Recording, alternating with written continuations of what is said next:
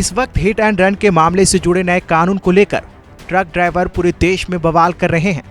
उनकी मांग है कि ये कानून वापस लिया जाए, जिसका विधेयक हाल ही में संसद में पास किया गया, फिर राष्ट्रपति से मंजूरी मिलने के बाद ये कानून बन गया।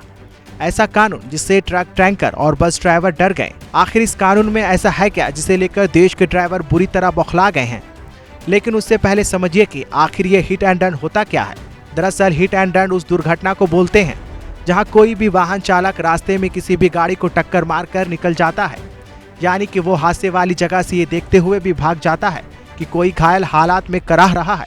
इस केस में अक्सर मदद न मिलने की वजह से लोग दम तोड़ देते हैं, जबकि कई बार वक्त पर घायलों को इलाज मिल जाता है, जिससे उसकी जान बच जाती है। आसान भाषा में कहे तो सड़क हादसे के बाद घटनास्थल से फरार हो जाना। चलिए अब समझते हैं कि हिट एंड रन के नए कानून में क्या है जिसका विरोध सभी ड्राइवर कर रहे हैं। इस नए कानून में कहा गया है कि अगर कोई ट्रक या डंपर चालक किसी को कुचलकर भागता है और हादसे की जानकारी नहीं देता है तो उसे 10 साल की जेल होगी। इसके अलावा 7 लाख रुपए जुर्माना भी देना होगा।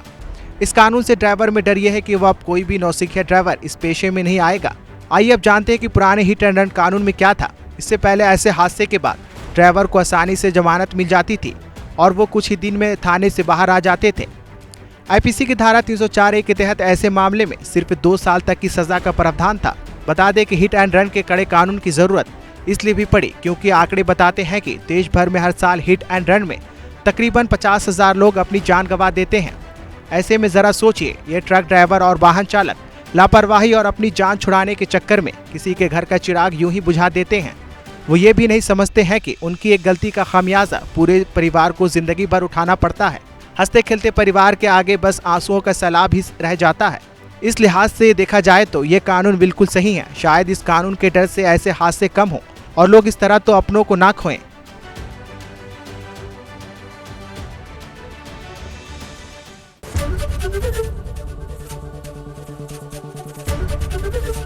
एबीपी गंगा, खबर आपकी, जुबान आपकी।